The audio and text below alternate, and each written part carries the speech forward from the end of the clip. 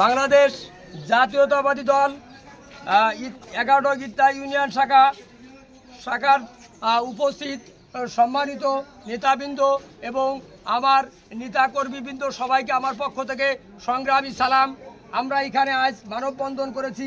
আমাদের ইটনা ইউনিয়নের বর্তমান সভাপতি শেখ পলাশ আলী, সে একজন অসৎ অচরিত্রবান ভূমিদস্যু।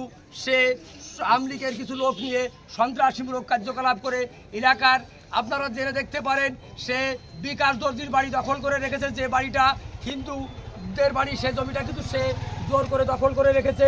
এই বিষয়েও আপনাদের মিডিয়ার লোক সহকারে আপনারা যারা ডিজিএফআইয়ের লোক এবং আমাদের নড়াইল জেলায় যারা ভারপ্রাপ্ত কর্মকর্তা আছেন, আমাদের দেশের সূর্য সন্তান সেনাবাহিনীর যে সমস্ত অফিসার আছে, তাদের কাছে আমি বিশেষভাবে অনুরোধ করব, আপনারা এই বিষয়টা খুব খেয়াল করে দেখবেন।